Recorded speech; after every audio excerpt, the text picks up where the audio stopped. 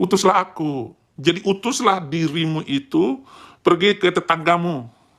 Natal artinya memindahkan orang dari masjid ke gereja, gitu. Itu gampangnya gitu. Gak usah susah-susah. Gimana caranya? Ya, paksa. Paksa gimana? Kan nggak boleh memaksa agama ini. Memang nggak boleh maksa. Assalamualaikum warahmatullahi wabarakatuh. Masih kembali di channel terbaru saya. Terima kasih kepada teman-teman masih setia menonton, mendukung, menyaksikan konten dari channel ini. Tentunya kita sudah melihat bagaimana cuplikan videonya. Saifuddin Ibrahim Bunga ini mengaku pendeta internasional, tapi ketika hari Natal tidak pernah kita lihat Saifuddin Ibrahim ini khotbah di gereja. Karena tidak dipakai orang. Kenapa? Karena otak Saifuddin Ibrahim ini kan tidak berfungsi. Jadi Saifuddin Ibrahim Bunga Duda Tua ini mengatakan hari Natal itu yaitu hari memurtadkan, memindahkan dari masjid ke gereja. Bagaimana kalau mereka tidak mau? Kalau mereka tidak mau silahkan dipaksa. Jadi seperti inilah cara mereka selama ini memurtadkan umat muslim.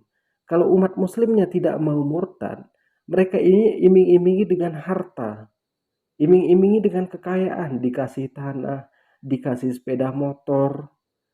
Baru mereka ini dimurtadkan. Jadi cara pemurtadan mereka ini secara pemaksaan. Seharusnya kan ini tidak boleh. Orang yang sudah beragama itu tidak boleh dipengaruhi dan masuk ke agama lain. Jadi Saifuddin Ibrahim ini mengatakan hari Natal itu hari pemurtadan umat muslim. Tapi sayangnya tidak ada yang murtad di hari Natal itu. Justru banyak mualaf di hari Natal itu. Jadi kepada teman-teman di sini jangan kemana-mana dulu, silahkan tonton sampai selesai agar kita tidak gagal paham.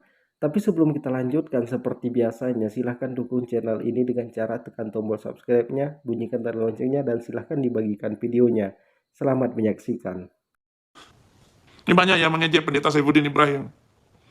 Ya, karena kehidupan di dunia. Kamu jual agamamu. Siapa yang jual agama? Kalau agama itu benar dan bisa dipertanggungjawabkan, nggak mungkin saya masuk Kristen. Mahfud MD, masa 300 ayat harus dihapuskan? Ayat Al-Quran itu adalah 6.666 ayat. Nggak boleh satu pun dihapus. Profesor Mahfud. Sebelum kita jawab ocehan Udin Bunga Duda Tua ini, kita mohon maaf dulu kepada saudara kita yang di Kristen. Bukan kita menistakan agama mereka, tapi kita itu menjawab ocehan-ocehan Udin Bunga Duda Tua ini. Si Udin Bunga Duda Tua ini bukan hanya menjual agamanya, tapi dia ini menjual nama istrinya, membuang anaknya.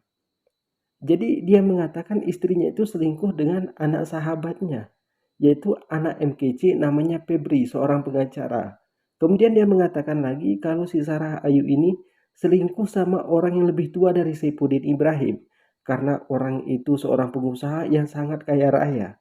Jadi dia ini menjelekkan nama istrinya, membongkar aib istrinya di depan publik, itu kan hanya untuk mendapatkan donasi. Saifuddin Ibrahim tidak pernah menafkahi anaknya. Makanya Saifuddin Ibrahim ini bukan hanya menjual agamanya, tapi menjual nama anak, menjual nama istrinya, dan membuang anaknya. Jadi kalau Saifuddin Ibrahim mengatakan dia ini memang pernah mengusulkan, sebenarnya bukan mengusulkan, dia ini pernah berkoar-koar di media sosial agar 300 ayat Al-Quran itu dihapuskan. Kemudian di sini Saifuddin Ibrahim mengatakan, masa 100 ayat aja di dalam Al-Quran itu tidak boleh dihapus? Jangan samakan kitab suci kami dengan kitab suci kalian. Kalau kitab suci kalian mungkin sudah ratusan kali direvisi. Bahkan terjadi revisi besar-besaran di tahun 2023. Lembaga Alkitab Indonesia atau disebut dengan LAI mengumumkan di tahun 2023 terjadi revisi besar-besaran pada Alkitab. Dan seluruh gereja di Indonesia ini harus membeli Alkitab itu. Tidak boleh tidak. Al-Quran tidak boleh direvisi. Al-Quran itu tidak boleh diganti ataupun dikurangin ayatnya. Bahkan satu titik pun tidak boleh dihapuskan ayat di dalam Al-Quran ini. Jadi kepada teman-teman jangan kemana-mana dulu, kita dengarkan ocehan Udin Bunga Duda Tua ini selanjutnya. Nikmatin dulu makanan itu.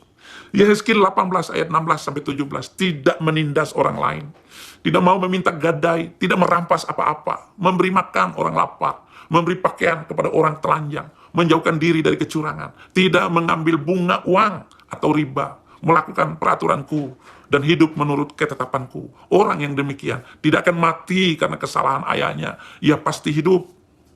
Pertanyaan kita cuma simpel aja. Yang banyak melakukan riba, orang Kristen apa orang Islam? Kalau di Islam itu sudah jelas diharamkan. Riba itu haram. Tapi kalau di Kristen hanya di dalam Alkitabnya riba ini diharamkan.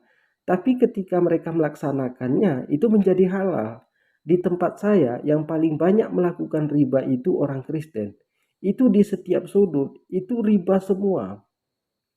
Jadi kalau kita bilang rentenir, lintah darat, jadi seperti itulah cara mereka itu mencari nafkah. Makanya jangan diherankan. Mereka itu hanya ngoceh itu ketika membaca Alkitabnya. Tapi apapun yang diperintahkan oleh Yesus tidak pernah mereka laksanakan. Malah mereka ini meninggalkan perintah Yesus. Tapi mereka ini malah sebaliknya melaksanakan larangan Yesus. Makanya saya bilang orang Islam itu lebih Kristen daripada orang Kristen sendiri. Karena apapun yang diperintahkan oleh Yesus kita laksanakan. Tapi apapun yang dilarang oleh Yesus, kita tinggalkan. Kenapa? Karena Yesus ini diutus Allah Subhanahu wa taala untuk rasul di kaum Bani Israel. Sudah jelas Yesus mengatakan di dalam Alkitab, aku hanya diutus kepada domba-domba yang tersesat dari kaum Bani Israel. Yesus mengaku hanya utusan. Jadi kalau seandainya agama Kristen benar, orang Islam tetap masuk surga kok. Orang Kristen tetap masuk neraka. Kenapa? Karena semua perintah Yesus kita laksanakan. Semua larangan Yesus kita tinggalkan. Jadi tidak sah iman orang Islam apabila tidak beriman kepada salah satu nabi, utusan Allah. Kita beriman kepada Nabi Isa. Kalau di Kristen disebut dengan Yesus. Terima kasih kepada teman-teman sudah menonton di channel ini. Jangan lupa tekan tombol subscribe-nya. Silahkan bagikan videonya. Assalamualaikum warahmatullahi wabarakatuh.